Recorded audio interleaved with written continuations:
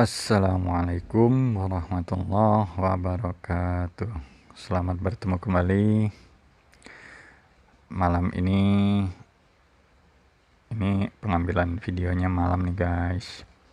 Pas malam terakhir bulan Ramadan. Kalau yang mengambil puasa tanggal 2 April ya, tepatnya hari Sabtu. Tapi kalau yang puasanya tanggal 3, kita masih menunggu dari keputusan pemerintah. Apakah akan sama lebarannya di hari Senin besok tanggal 2 Mei atau tanggal 3 Mei. Baik guys, malam ini masih ngobrol-ngobrol tentang spiritual dan kehidupan. Insya Allah kedepannya saya akan membagi mungkin di playlist ya tentang kehidupan dan spiritual. Kemudian yang lain-lain seperti saya masih melanjutkan tentang otomotif dengan motor yang udah saya bahas sebelum-sebelumnya tentang Fazio. Baik, malam ini kita akan ngobrol-ngobrol tentang tujuan hidup. Apa sih tujuan hidup kita? Kalau di film-film Hollywood tuh banyak banget tuh sampai ngelibatin tentang alien, manusia ini berasal dari makhluk luar angkasa atau apalah ya, itu teori-teori mereka ya, silahkan saja. Ya sah-sah saja sih kalau menurut saya dengan teori yang bermacam-macam. Sedangkan saya sendiri mengambil sesuai yang seperti yang sudah saya sampaikan di video-video sebelumnya. Saya sih tetap mengambil dari perspektif saya, yaitu menggunakan kitab suci. Karena yang tahu tentang segala-galanya tentu yang menciptakan, dan pesan-pesan, kemudian pemberitahuan, informasi-informasi itu dia sampaikan, yaitu Tuhan sampaikan melalui kitab suci. Ya kitab suci ya tergantung dengan agama kita masing-masing ya. Kebetulan saya nih menganut agama Islam, tentu saya menggunakan kitab suci Al-Quran. Nah di sana bagi saya itu sangat jelas. Artinya begini, kalau saya mengambil pemahaman dari Quran itu sangat sederhana, sangat simpel. Kenapa? Karena Quran itu, kitab suci agama Islam ini adalah merupakan petunjuk. Artinya begini, kalau yang namanya petunjuk kan gak mungkin nyusahin ya, artinya sulit dipahami, berarti bukan petunjuk dong gitu. Artinya ya gampang-gampang amat sih enggak, susah-susah banget sih enggak gitu lah. Artinya ya perlu penelaahan tapi tidak begitu dalam. Artinya ya kita orang-orang yang tidak punya kemampuan yang terlalu tinggi ya masih bisa gitu loh memahami. Nah itu, tapi ini menurut pendapat saya ya, menurut apa yang sudah saya alami dengan apa yang saya ini kan gitu loh, yang saya dapat gitu. Banyak informasi-informasi di Quran ini yang menurut saya sangat berharga sekali, dari mulai bumi, tentang bumi kita ini seperti apa, tentang makhluk di alam semesta ini siapa saja, apakah kita saja. Nah nanti akan saya bahas juga insya Allah di video-video selanjutnya. Kemudian tentang segala macam yang tentang kehidupan, tentang spiritual, itu sangat lengkap gitu loh. Kalau saya menggunakan metodenya itu misal satu kata di dalam bahasan di Quran, kemudian saya akan mencari misalnya mengenai manusia itu apa dalam Quran tuh, bahasanya apa, dan ternyata menarik sekali sebenarnya ya. Nanti akan saya bahas lebih detail lagi di video berikutnya. Saya hanya kasih clue-nya aja bahwa sebenarnya manusia dalam artian manusia itu sendiri dalam bahasa Arab atau dalam bahasa Quran itu nggak ada. Justru pengertian manusia dalam Quran itu banyak, ada yang dari sisi psikologis, dari sisi biologis, kemudian dari sisi sosial, itu masing-masing katanya itu berbeda-beda. Beda dengan bahasa Indonesia ya, di sisi manapun, dalam kaitan hubungan apapun, dalam disiplin ilmu apapun, ya manusia tetap katanya itu tetap menggunakan manusia. Nah, seperti itu. Ini sangat menarik sebenarnya, tapi insya Allah nanti saya akan bahas. Kita akan masuk langsung tentang bahasan hari ini, yaitu tentang tujuan hidup. Nah, jadi kalau yang saya dapatkan, yang saya pahami dari Quran, ada dua tujuan hidup manusia. Manusia sebagai manusia itu sendiri, kemudian manusia sebagai makhluk. Sebagai manusia itu sendiri, ya manusia ini menjadi khalifah. Khalifah itu sebenarnya artinya adalah pengganti, menggantikan Allah dalam hal apanya, bukan ketuhanannya, dalam hal sifat-sifatnya seperti memberi, kemudian mengasihi, nah seperti itu. Jadi di bumi ini manusialah yang berperan menggantikan Tuhan gitu lah, menggantikan Allah dalam hal seperti tadi itu, mengasihi, memberi, dan segala macamnya. Nah, kemudian tujuan manusia sebagai makhluk, ya termasuk di situ jin, termasuk makhluk-makhluk lain yang sudah diciptakan oleh Allah, binatang atau yang lain-lain, nah adalah sebagai hamba, artinya sebagai pengabdi, membuktikan bahwa adanya Tuhan, adanya pencipta, maka adanya yang diciptakan, maka kita inilah.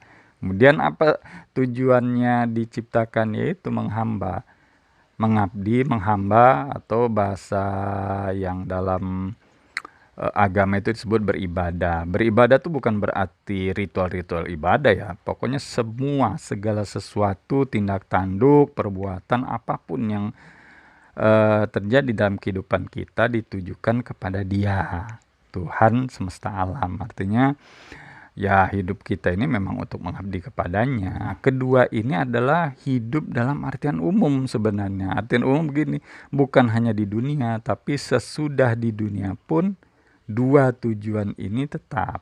Nah, kemudian tujuan kita hidup di dunia ini yang sekarang saya akan bahas, yang akan saya obrolkan. Jadi kilas balik, kita mundur nih pada kejadian nenek moyang kita, yaitu Adam alaihissalam. Beliaulah yang disebut manusia pertama yang mendapat tugas dari Allah menjadi khalifah. Nah, kemudian gampang bahasanya itu begini. Begitu dia diberi tugas menggantikan Allah, artinya menggantikan Allah di muka bumi ini sebagai, ya kalau bahasa gampangnya sih, kepanjangan tangan Tuhan di muka bumi ini, maka manusia ini bukan begitu saja gitu lah. Artinya begini, kalau gampangnya mau jadi presiden nih, tentu ada tes-tesnya, layak nggak sih menjadi presiden. Maka banyak makhluk-makhluk lain seperti jin, yang kemudian diwakili oleh iblis ya, karena tingkatan ibadahnya sudah seperti malaikat, maka dia termasuk dalam golongan malaikat saat itu. Kemudian para malaikat, nah kemudian diperlihatkan oleh Allah, ini loh yang akan mendapat tugas sebagai khalifah. Nah, mereka nggak setuju, mereka tidak menerima. Ya kalau bahasa kita sih, emang kelebihan dia apa sih sampai dia terpilih gitu loh. Nah itu, nah, maka dibuktikan oleh Allah. Tes pertama, si Nabi Adam alaihissalam ini membuktikan bahwa dia bisa melebihi malaikat, dia bisa menyebutkan nama-nama. Kemudian Allah berikan tes ini kepada malaikat, malaikat tidak tahu, malaikat tidak mampu. Nah kemudian tes berikutnya adalah, mampukah si manusia ini, yaitu Adam alaihissalam, diwakili oleh Adam alaihissalam, melalui tes kedua. Tes kedua yaitu apa? Larangan. Ada larangan waktu itu yang disebut dilarang mendekati sebuah pohon. Nah, yang kita kenal itu yaitu dalam ceritanya itu pohon kuldi ya.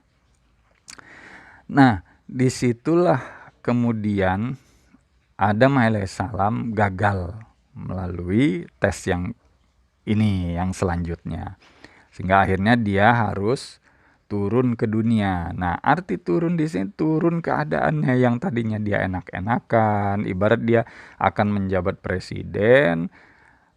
Kemudian ya tentu menjadi seorang presiden ya fasilitasnya lengkap dong, mobil pribadi, makan tinggal tunjuk, minta apa tinggal dikasih, nah kayak begitu. Nah, ungkapannya itu seperti itu, bahwa dia Adam alaihissalam ini silahkan aja mau enak di sini, maka dibahasakan di Quran itu adalah tinggal di surga. Artinya tinggal di jannah, bahasanya ada jannah ya, pokoknya apa yang dia minta ada.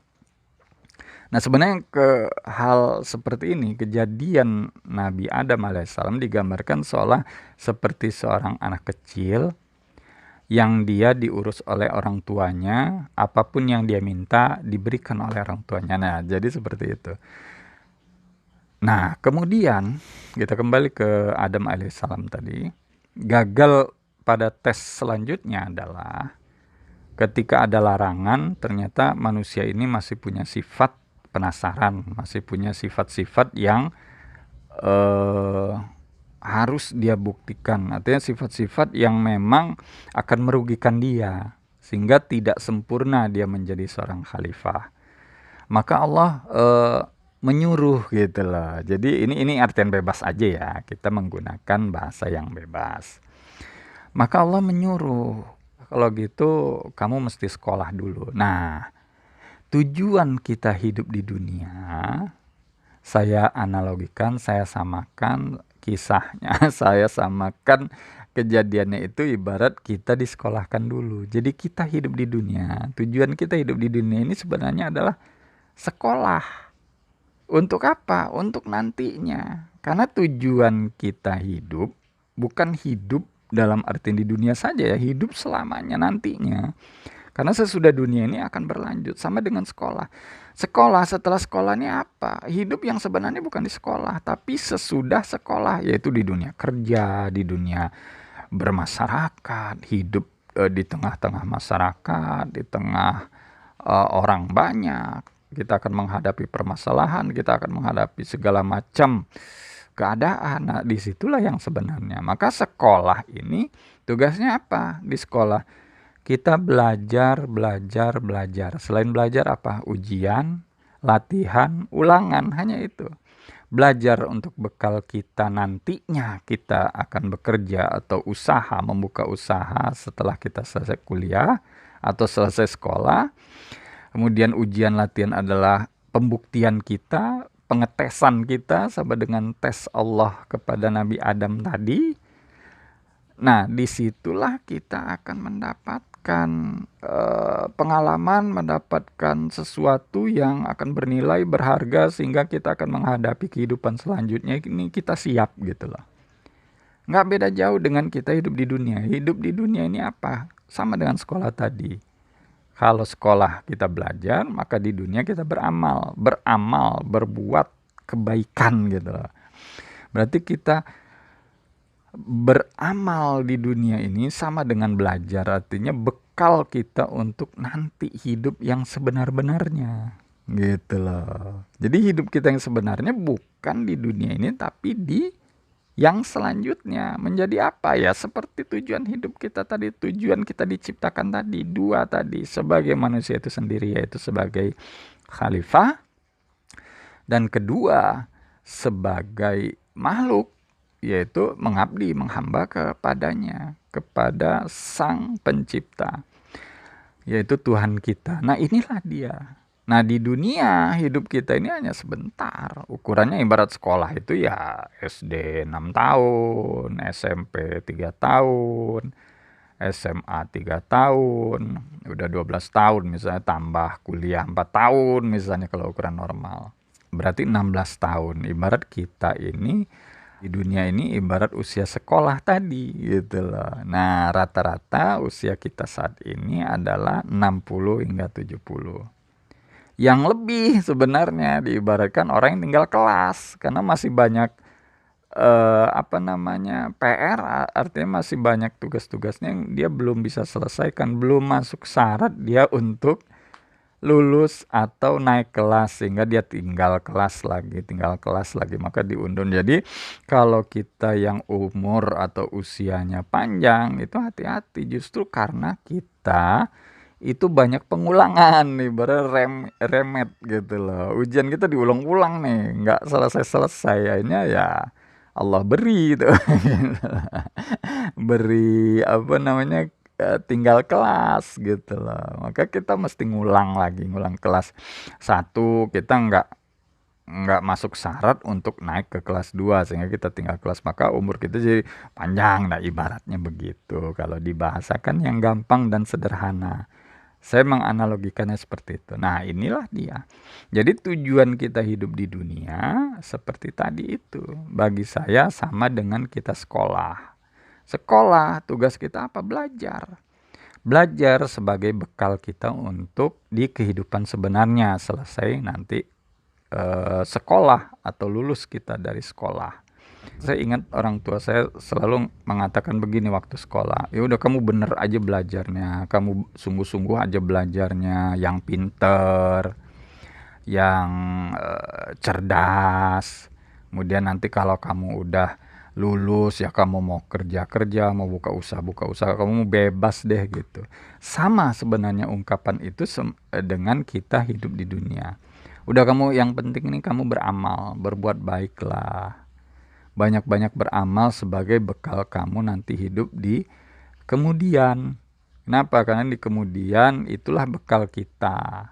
Hidup di dunia ini membawa amal kebaikan. Kita mau ngapain di sana udah nyantai-nyantai aja, udah enak-enak aja, seperti kita dari sekolah kita pindah, kita udah nggak ada ujian-ujian lagi, tapi ujian yang dalam artian wujudnya kehidupan. Bukan lagi ujian di waktu sekolah itu mengerjakan seperti tugas-tugas, kemudian harus menjawab pertanyaan-pertanyaan, ya, dan segala macamnya, berbagai macamnya yang terperinci. Sama dengan kita beramal kita di dunia ini, seperti ada ritual yang harus begini, yang sholat lah, yang ini. Nah, kemudian nanti ya beda lagi caranya, lebih umum gitu lah. Artinya sama dengan kehidupan kita sesudah sekolah, ujiannya tidak berbentuk lagi ujian seperti mengerjakan soal-soal, tidak seperti itu lagi, tapi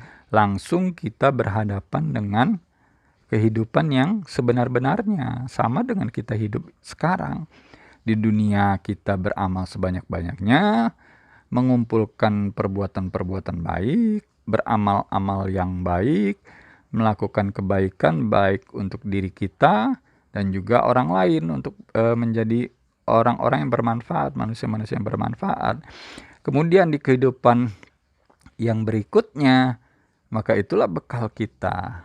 Nah, di situ kita akan, makanya digambarkan dalam kitab suci, kita akan merasakan enak, kita ngumpul, kita ngobrol sambil makan, sambil minum, mau apapun dia tinggal petik. Ibarat kita bekerja, kalau namanya udah bekerja atau udah punya usaha, kita punya penghasilan, kita mau beli apa, santai-santai dengan temen, ngopi-ngopi di kafe, kemudian makan yang enak, kayak begitu, gambarnya seperti itu, gitu loh. Nah, ibarat itulah hidup kita yang sebenarnya, artinya dunia dan akhirat. Kalau bahasa dalam kitab suci itu dunia dan akhirat, padahal sebenarnya adalah, kalau lebih gampangnya, hidup ini ya hidup yang sebenarnya itu ya di sana gitu loh. Makanya disebut hidupnya akan kekal selama-lamanya di sana. Artinya kita akan menjalani kehidupan yang sebenarnya. Kita menjadi khalifah, menjadi hamba yang sebenarnya ya di sana. Di sini ya seleksinya ibaratnya seperti kisah Adam tadi, yang belum bisa langsung menjalani sebagai seorang khalifah. Karena ada kegagalan dari tesnya, belum bisa sempurna menjadi khalifah. Untuk bisa sempurna ya mesti disekolahin gitu loh. Nah, seperti itulah. Dibahasakan gampangnya secara bahasa yang mudah dipahami. Jadi untuk malam ini, untuk hari ini sebagai hari terakhir kita di bulan puasa, mungkin itu saja bahasan kita hari ini tentang tujuan hidup. Dan saya mengucapkan minal aidin wal faidin taqabbalallahu minna wa minkum. Semoga kita akan menjadi yang lebih baik lagi. Mohon maaf atas segala kekurangan. Assalamualaikum warahmatullahi wabarakatuh.